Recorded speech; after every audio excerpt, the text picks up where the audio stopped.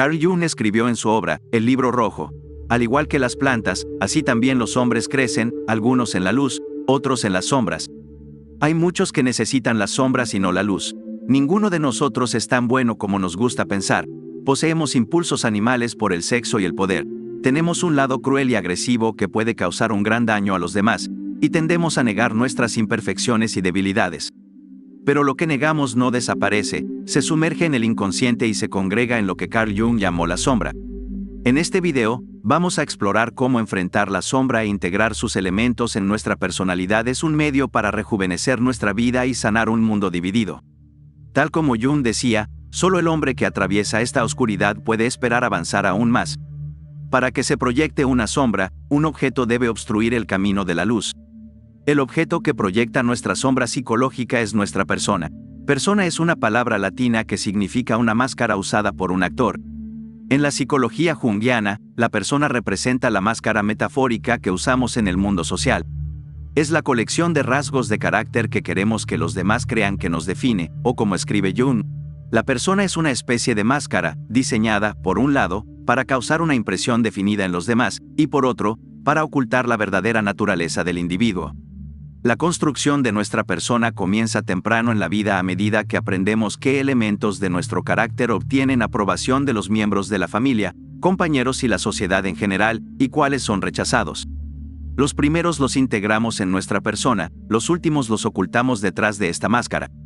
Con el tiempo, sin embargo, para no sentirnos como fraudulentos, la mayoría de nosotros nos identificamos con nuestra persona, y en el proceso, ocultamos rasgos de carácter no deseados no solo a los demás, sino también a nosotros mismos. Estos rasgos de carácter son reprimidos y se congregan en el inconsciente para formar la sombra.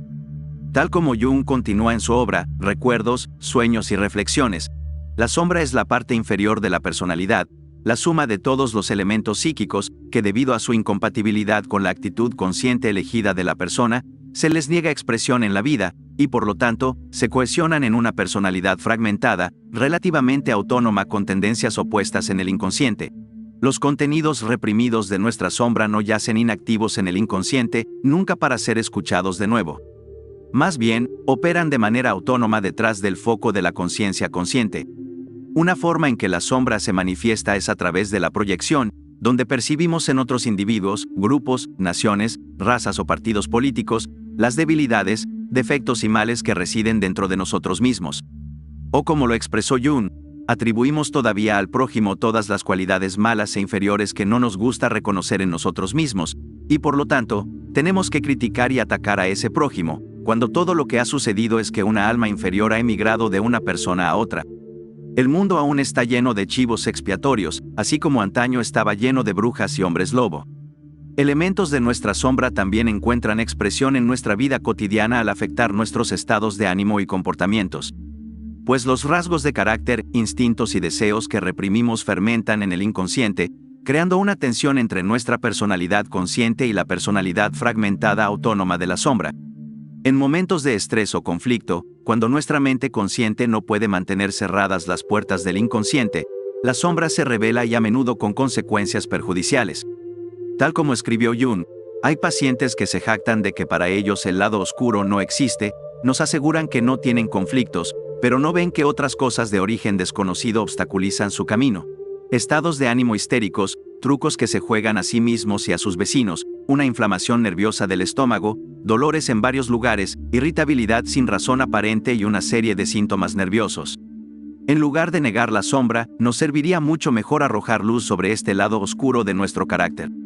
Enfrentar la sombra comienza con aceptar su existencia y darse cuenta de que la personalidad que presentamos al mundo y nuestra sensación consciente de uno mismo no nos representa en su totalidad. Una vez aceptado, la honesta autorreflexión y autocrítica pueden revelar algunos de los rasgos que hemos estado ocultando. Lo bueno y lo malo, explica Jung, están destinados a salir a la luz en nosotros, si nosotros deseamos, como nosotros deberíamos, vivir sin autoengaño ni autoilusión. Pero no todos los contenidos de nuestra sombra pueden confrontarse mirando hacia adentro, ya que algunos elementos de nuestro carácter han sido empujados demasiado hacia las profundidades del inconsciente. Para desenterrar estos elementos, podemos usar algunas tácticas diferentes. En primer lugar, Debemos prestar atención a cualquier rasgo en otras personas que pueda desencadenar una reacción emocional particularmente fuerte, ya que esto es una señal de que el mismo rasgo yace dentro de nosotros. Otra táctica es observar la sombra de alguien cercano a nosotros, una tarea que suele ser más fácil que mirar la nuestra. Aunque algunos aspectos de la sombra son personales, mucho de lo que se deposita allí está influenciado por tendencias sociales y culturales, y por lo tanto, se comparte entre los miembros de nuestra sociedad.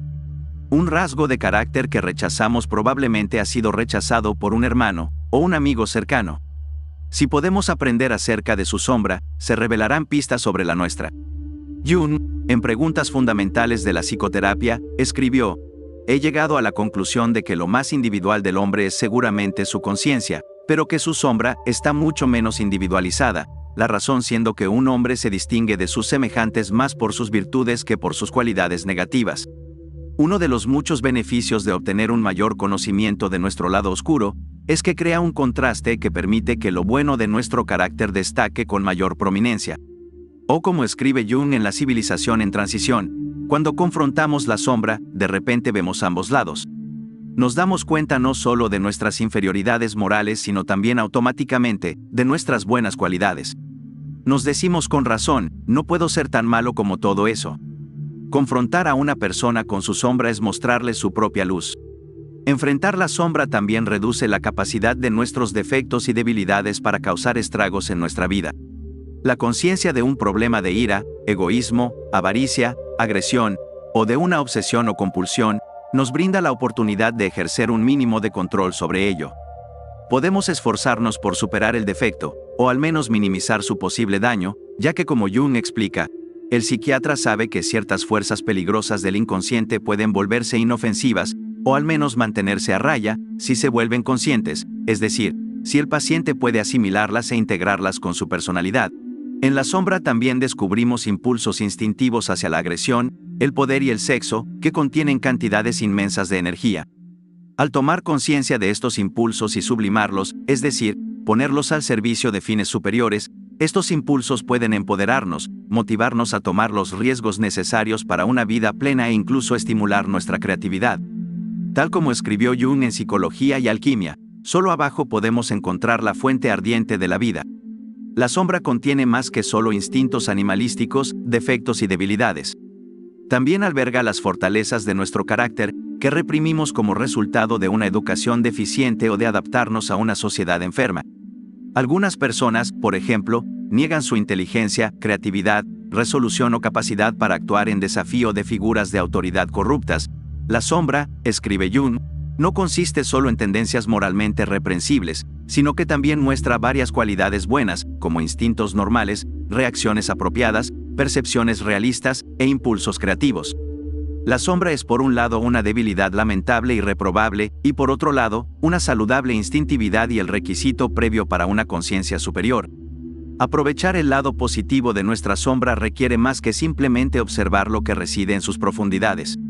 Deberíamos integrar conscientemente los elementos de nuestra sombra en nuestro carácter y permitirles expresarse en nuestra vida cotidiana, o como escribió el renombrado estudiante de Jung, Erich Neumann, el reconocimiento y aceptación de la sombra presupone más que una mera disposición a mirar a nuestro oscuro hermano, y luego devolverlo a un estado de represión donde languidece como prisionero en una cárcel. Implica concederle la libertad para compartir en nuestra vida, reconectarse con el lado positivo de nuestra sombra, minimizando los efectos de su lado negativo e integrándolo todo en nuestra sensación consciente de uno mismo, produce un carácter que tiende hacia el ideal de integridad, que Jung creía que definía a la salud psicológica. A medida que nos acercamos a un estado de integridad, nos volvemos más atractivos para otras personas.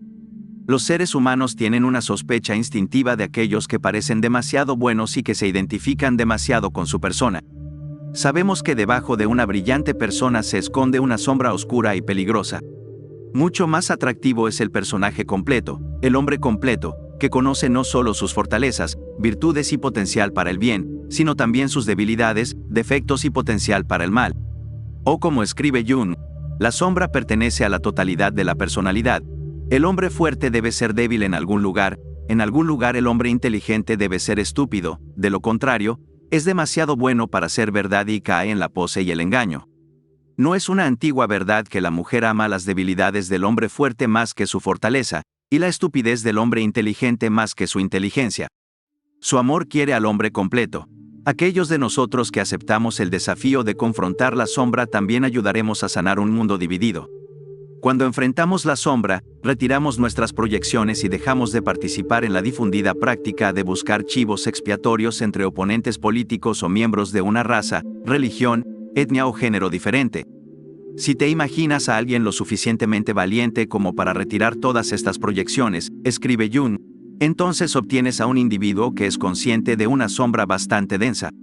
Un hombre así se ha cargado con nuevos problemas y conflictos. Se ha convertido en un problema serio para sí mismo, ya que ahora no puede decir que ellos hacen esto o aquello, están equivocados y deben ser combatidos. Demasiadas personas ven todos los problemas en la sociedad y todos los problemas de los demás, pero no notan el problema mucho más serio que yace dentro de ellos mismos. No ven que son un personaje dividido en dos, y hasta que enfrenten el lado oscuro, solo amplificarán la hostilidad y la división del mundo moderno. Para terminar, Jung escribió en su obra, Psicología y Religión de Occidente y Oriente, el hombre que enfrenta su sombra sabe que lo que está mal en el mundo está en él mismo, y si solo aprende a lidiar con su propia sombra, ha hecho algo real por el mundo. Ha logrado cargar al menos con una parte infinitesimal de los enormes y sin resolver problemas sociales de nuestro tiempo. ¿Cómo puede alguien ver claramente cuando ni siquiera se ve a sí mismo y la oscuridad que inconscientemente lleva consigo en todos sus tratos?